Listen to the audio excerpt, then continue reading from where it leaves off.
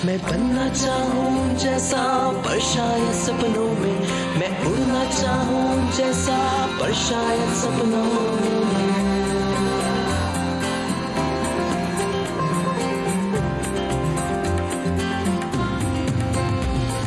सपनों की है उड़ान, कांटे बन गए फूल समान, रोक न पाए वो मुझको मुट्ठी में मेरी है आत्मा।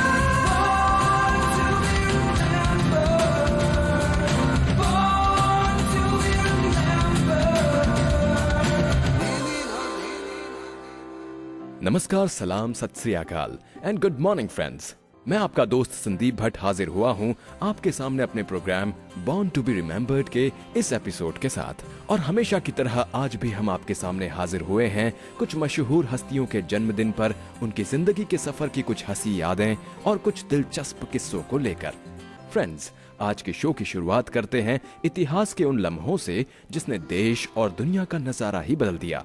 भारत ने आजादी के बाद से कई क्षेत्रों में जबरदस्त उपलब्धियां हासिल की हैं और उनमें से एक है साइंस एंड टेक्नोलॉजी। विज्ञान की इसी उपलब्धि के बारे में आज हम आपको बताने जा रहे हैं जिसने हिंदुस्तान और हम हिंदुस्तानियों का सर फख्र से ऊंचा कर दिया। 28 अप्रैल 2008 भारतीय इतिहास के पन्नों पर हमारे देश के साइंटिस्ट ने एक गोल्डन पेज जोड़ दिया जब उन्होंने पोलर रॉकेट्स के द्वारा अंतरिक्ष में 10 सैटेलाइट्स को स्थापित किया। 3, 2, 1 और एक नया विश्व कीर्तिमान बनाया। ये इतिहास का वो पन्ना है जो हमें हमेशा रोमांचित करता रहेगा। इस दिन हमने दुनिया को दिखा दिया कि हम किसी से कम नहीं हैं।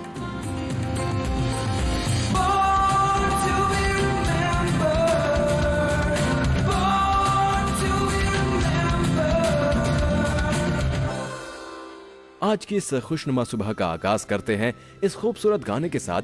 फिल्म का नाम है कल हो ना हो। हर घड़ी बदल रही है रूप जिंदगी, छाँव है कभी कभी है धूप जिंदगी, हर पल यहाँ जी भर जियो जो है समा कल हो ना हो। तो ये गाना सुनकर आप कुछ तो समझ ही गए होंगे। नहीं समझे? अरे भाई, आज जिस मशहूर शख्सियत का जन्मदिन हम मना रहे हैं उनका इस फिल्म से बहुत गहरा ताल्लुक है, यानी फिल्म कल हो ना हो से। चलिए हम ही बता देते हैं। आज हम बात करेंगे निखिल आडवाणी की, जिन्होंने दर्जनों भर फिल्मों में सह निर्देशक और निर्देशक की भूमिका अदा की। इस रात की सुबह नहीं से लेकर कभी खुशी कभी गम, कुछ कुछ होता है, कल हो ना हो के साथ साथ और कई सारी फिल्में। फ्रेंड्स, निखिल ने अपने करियर की शुरुआत सुधीर मिश्रा के साथ सह निर्देशक के तौर पर की थी। उनकी पहली फिल्म इस रात की सुबह नहीं 1996 में आई थी और इस फिल्म ने फिल्म समीक्षकों से काफी प्रशंसा भी बटोरी थी। He co-wrote the screenplay as well. इस रात की सुबह नहीं की कामयाबी के बाद निखिल 1998 में करण जौहर के निर्देशन में बनी कुछ कुछ होता है में सह निर्देशक की भूमिका में नजर आए। और फ्रेंड्स, जैसा कि आप सभी जानते हैं, कुछ कुछ होता है ने उस साल की बेस्ट फिल्म का फिल्म फेयर अवार्ड जीता था।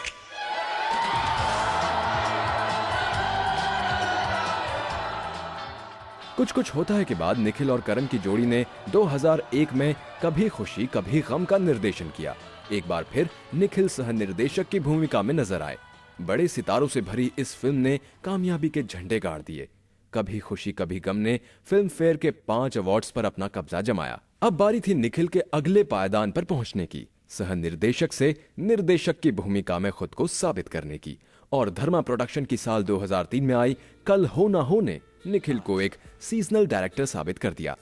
शाहरुख खान, प्रीति जिंटा, सैफ अली खान और जया बच्चन जैसे कलाकारों को लेकर बनाई गई इस फिल्म ने 2003 की सबसे बड़ी हिट फिल्म होने का खिताब हासिल किया और वहीं 6 फिल्म फेयर अवार्ड्स भी जीते। निर्देशन की कला में महारत हासिल करके और अपने आप को साबित करने के बाद निखिल ने धर्मा प्रोडक्शन को अलविदा कहने का फैसला किया।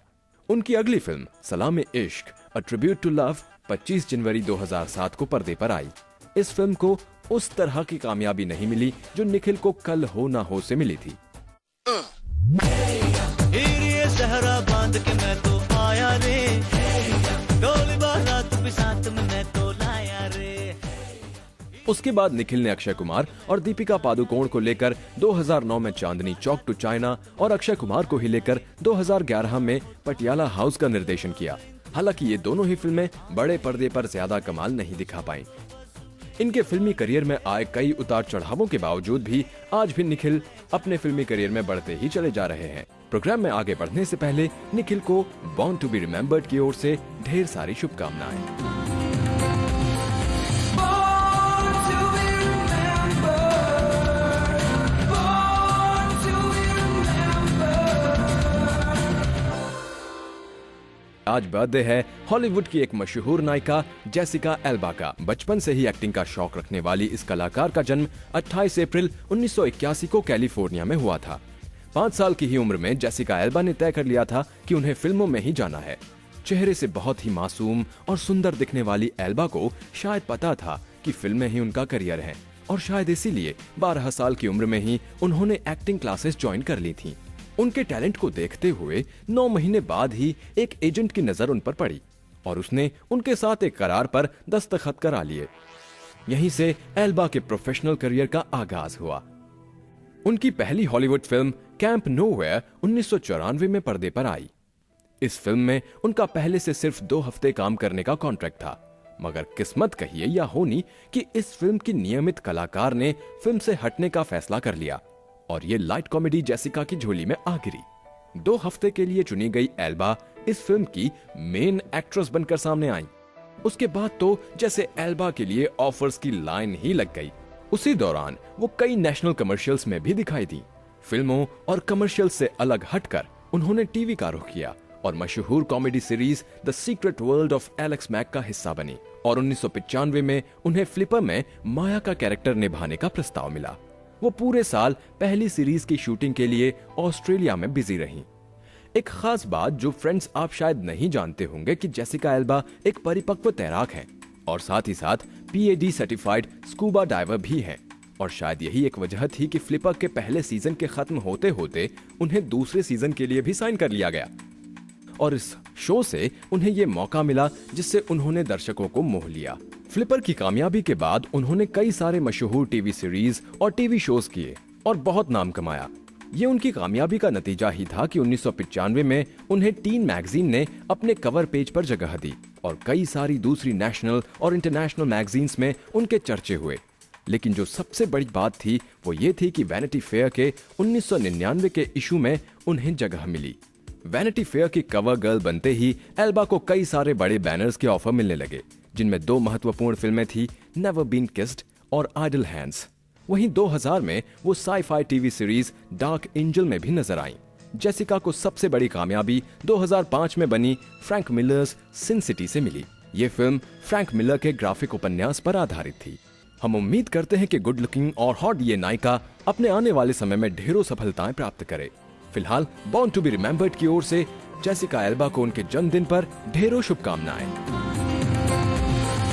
Born to be remembered.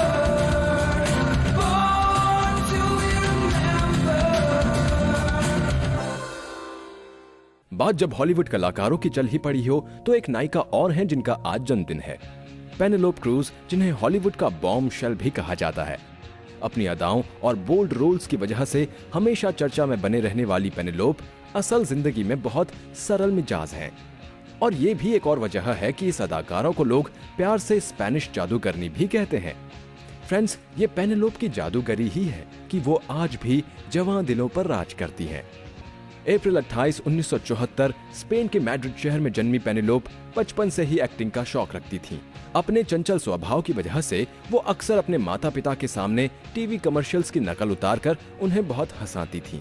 मगर शायद उन्हें ये एहसास हमेशा से था कि उन्हें आगे जाना है और इसीलिए पेनेलोप डांस स्किल्स पर फोकस करने में बिजी हो गईं और अगले 9 साल तक वो कुछ मशहूर डांस टीचर्स के अंडर डांस सीखती रहीं।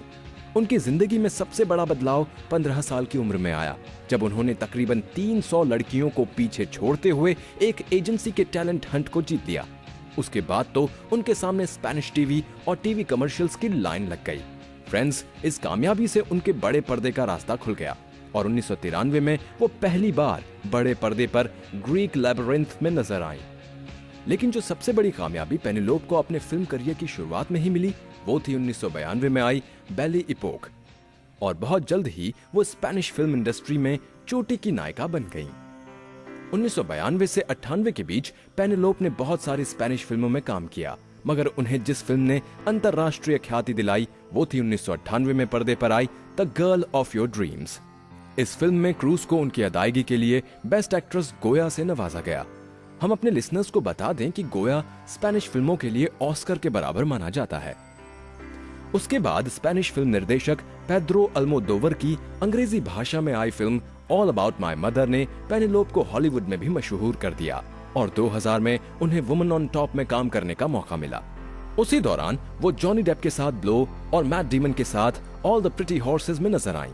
उनकी खूबसूरती और बड़ी बड़ी आंखों के दीवानों की संख्या बढ़ने लगी, मगर पेनेलोप सिर्फ अपनी खूबसूरती के लिए मशहूर नहीं होना चाहती थी, और उनकी किस्मत ने उन्हें 2001 में वेनिला स्काई में काम करने का मौका दिला दिया, और उन्होंने इस मौके को हाथ से जाने नहीं दिया और अपने आलोचकों को अपनी एक्टिंग की काबिलियत से अपना दीवाना बना लिया। क्या आपको पता है कि पेनेलोप क्रूज एक अकेली कलाकार हैं जिन्हें विकी क्रिस्टीना बार्सिलोना के लिए मोशन पिक्चर्स का बेस्ट एक्ट्रेस अकेडमी अवार्ड दिया गया, और बेस्ट फॉरेन लैंग्वेज फिल्म्स के लिए उन्हें 2 बार all about my mother and Belle Epoque के लिए ऑस्कर से नवाजा गया। And the BAFTA goes to Penelope Cruz for Vicky Cristina Barcelona. I can't believe it. Thank you so much. I feel really honored and grateful to receive this. Thank you to the British Academy. I want to dedicate this award to the rest of the cast, to Javier, Scarlett, Rebecca, Chris, Patricia, the most talented and generous group of actors that one can dream of. And I also want to share it with all the other women that are nominated with me tonight, because to say that I'm in incredible company is a huge understatement. So thank you so much. Thank you. इस खूबसूरत और हसीन Spanish एन्चेंट्रेस को born to be remembered की तरफ से happy happy birthday. Born to be remembered. Born to be remembered. हम आपको अब एक ऐसे शख्स के बारे में बताने जा रहे हैं जिसने मानवता की रक्षा की, और उनके इसी कार्य को आने वाले 1000 बरसों तक दुनिया याद करने वाली है। जी हाँ फ्रेंड्स, हम बात कर रहे हैं जर्मन बिजनेसमैन ऑस्कर शिंडलर की, जो आज ही के दिन यानी 28 अप्रैल 1908 को जर्मनी में पैदा हुए। शिंडलर की जिंदगी की कहानी का मुख्य हिस्सा वो दौर है जब जर्मन सेना हिटलर के अधीन थी और जर्मनी की नाजी सेना ने आसपास के देशों में रहने वाले ज्यूज को जड़ से खत्म करने की मुहिम चला रखी थी। साल 1939 से 45 तक जब दूसरा विश्व युद्ध चल रहा था, उसी दौरान शिंडलर ने सैकड़ों ज्यूज को हिटलर की सेना के हाथों मरने से बचाया। सितंबर 1, 1939 में जर्मन सेना ने पोलैंड पर हमला करके उसको अपने कब्जे में ले लिया। इसको देखते हुए ब्रिटेन और फ्रांस ने मिलकर जर्मनी के खिलाफ जंग का ऐलान कर दिया। युद्ध की संभावना को देखते हुए शिंडलर, जो कि एक जर्मन व्यवसायी थे, पोलैंड पहुंच गए। इसी दौरान शिंडलर की मुलाकात इट्ज़हाक स्टर्न से हुई, जो एक जूइश अकाउंटेंट थे और उनकी जूइश बिजनेस कम्युनिटी में काफी मजबूत पकड़ थी। जंग और नाजी सेना के भय के चलते ज्यूज बिजनेस कम्युनिटी का व्यवसाय अब तक जड़ से उखड़ चुका था और उन्हें मजबूरन गेटोज में रहना पड़ रहा था। ऐसे में उनके सामने कोई और रास्ता नहीं था सिवाय इसके कि वो लोग शिंडलर को फैक्ट्री सेटअप करने में मदद करें। और आखिरकार जनवरी 1940 में एक बैंकरप्ट किचनवेयर फैक्ट्री को खरीदकर शिंडलर ने अपने नए बिजनेस की बुनियाद रख दी। स्टर्न को अकाउंट्स का जिम्मा सौंपकर शिंडलर ने बहुत सारे ज्यूज को अपनी फैक्ट्री में नौकरी दे दी। एक तरह से नाजी सेना से बचने का एक रास्ता ढूंढ लिया गया। अगस्त आते आते नाजी सेना ने एक नया ऑर्डर दे दिया कि सिर्फ वही ज्यूज शहर में रह सकते हैं जो आवश्यक कामों में लगे हुए हैं। इस ऑर्डर ने मानो ज्यूज को हिला के रख दिया और उन्हें खुद को बचाने के लिए शिंडलर की फैक्ट्री से अच्छी कोई जगह नजर नहीं आई। मगर जून 1942 में नाजी सेना ने ज्यूज वर्कर्स को क्राकोव से लेबर कैंप्स में जाने का फरमान जारी कर दिया और इसमें शिंडलर के स्टाफ के कई मजदूर शामिल थे। शिंडलर को जैसे ही ये बात पता चली, उन्होंने सेना के ऑफिसर से मिलकर उनको समझा लिया कि ये मजदूर उनके लिए कितने काम आ सकते हैं। मगर ये खुशी काफी लंबी नहीं खींची। 1943 में नाज़ी सेना ने एक और फरमान जारी किया कि क्राकोव गेटो को पूरी तरह से खाली कर दिया जाए और इसका जिम्मा नाज़ी सेना के नौजवान ऑफिसर एमोन गोस्त को सौंप दिया गया। जो ज्यूस तंदुरुस्त थे उन्हें काम करने के लिए रोक लिया गया, मगर जो काम नहीं कर सकते थे उन्हें डेथ कैंप्स को रवाना कर दिया गया। और जब गोथ ने यह ऐलान कर दिया कि लोकल इंडस्ट्रीज अब से प्लाज़ो के अंदर होंगी, तो इस बात ने शिंडलर को मुश्किल में डाल दिया कि वो कैसे अब ज्यूस की रक्षा कर पाएंगे। यही सोचकर वो गोथ से मिले और उसको ये बताया कि वो अपने वर्कर्स के साथ चेकोस्लोवाकिया में फैक्ट्री लगाएंगे और थर्ड राइक को उसकी जरूरत के सामान की सप्लाई करेंगे।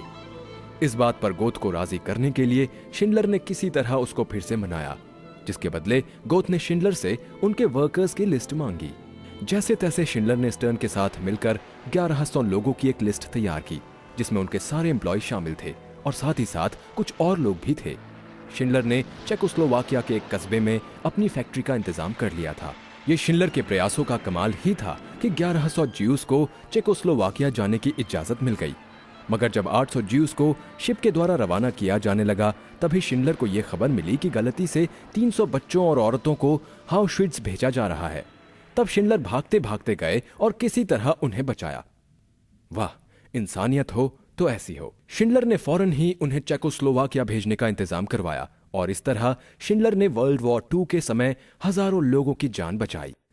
ऐसे ही एक वाक्य के दौरान जब ज्यूस को एक ट्रेन से कंसंट्रेशन कैंप ले जाया जा रहा था और नाज़ियों ने उन्हें सजा के तौर पर पीने के लिए कई दिनों से पानी तक नहीं दिया था, तब शिंडलर ने नाज़ी सेना के ऑफिसर्स को वाइन के बदले उन मरते हुए जूइश लोगों को पानी पिलाने की शर्त रखी और इस तरह कई जूइश लोगों की जान बचाई। ऑस्कर शिंडलर के द्वारा उठाए गए इस तरह के कदम आज भी मानवता के लिए एक मिसाल कायम करते हैं। आपको शायद याद हो कि हॉलीवुड के मशहूर निर्देशक स्टीवन स्पीलबर्ग ने 1993 में एक फिल्म निर्देशित की थी, शिंडलर्स लिस्ट। ये फिल्म इसी महान इंसान के जीवन से प्रेरित थी। 9 अक्टूबर 1974 को शिंडलर के दिल और गुर्दे में परेशानी से मौत हो गई। बॉर्न टू बी रिमेंबर्ड इसी महान आत्मा को आज उनके जन्मदिन पर अपने कार्यक्रम के द्वारा श्रद्धांजलि पेश करता है। Born to be remembered.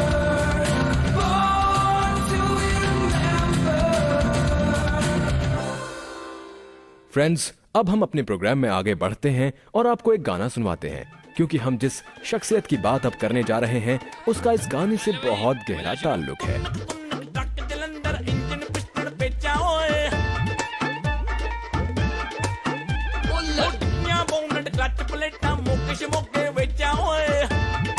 खर्चा कंट्रोल कर, टैक्स भी देना है।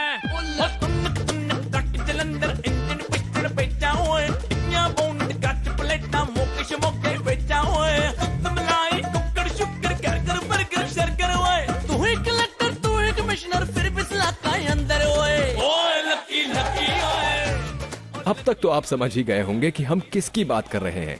अभय देओल? नहीं, हम बिल्कुल भी अभय की बात नहीं कर रहे हैं। हम बात कर रहे हैं इस गाने की म्यूजिक डायरेक्टर स्नेहा खनवलकर की, जिनका आज जन्मदिन है। अप्रैल 28, 1983 में इंदौर में जन्मी स्नेहा वैसे तो मराठी हैं, मगर इनकी मां का ताल्लुक ग्वालियर घराने से होने की वजह से स्नेहा को म्यूजिक की शिक्षा बचपन से ही मिलनी शुरू हो गई थी, जो आज इनकी म्यूजिक शैली में साफ झलकती है।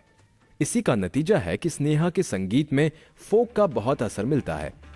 उनकी कुछ ही दिन पहले आई फिल्म गैंग्स ऑफ वासेपुर इसका एक बहुत अच्छा नमूना है। मेरा जूता फेंक ले दर, दिल छिचा ले दर, मेरा जूता फेंक ले दर, दिल छिचा ले दर, ओ हमसे पूछा whether I like the weather, ओ हमसे पूछा whether I like the weather.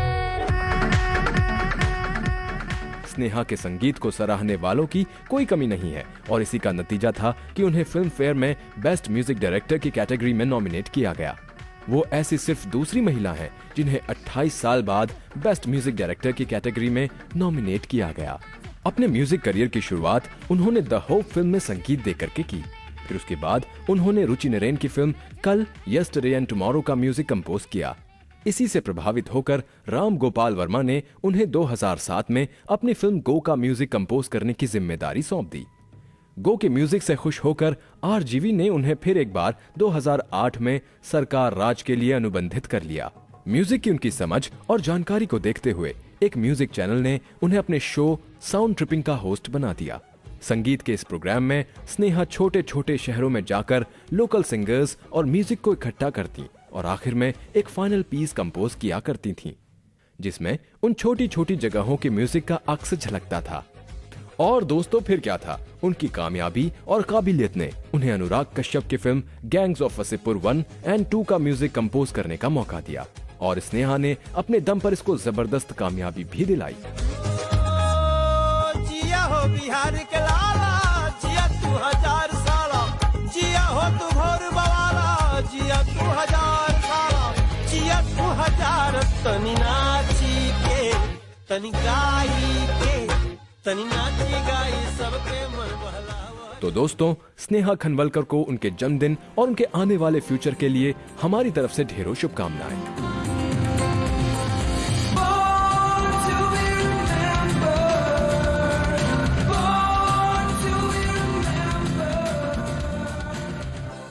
Friends, अब हमारे जाने का वक्त आ गया है। तो दोस्तों, हम कल फिर मिलेंगे आपसे कुछ ऐसे ही शख्सियतों की जिंदगी के कुछ सुनहरे पलों को लेकर। और फिलहाल अपने दोस्त संदीप भट्ट को दीजिए इजाजत। नमस्कार। मैं बनना चाहूँ जैसा पर शायद सपनों में, मैं उड़ना चाहूँ जैसा पर शायद सपनों में।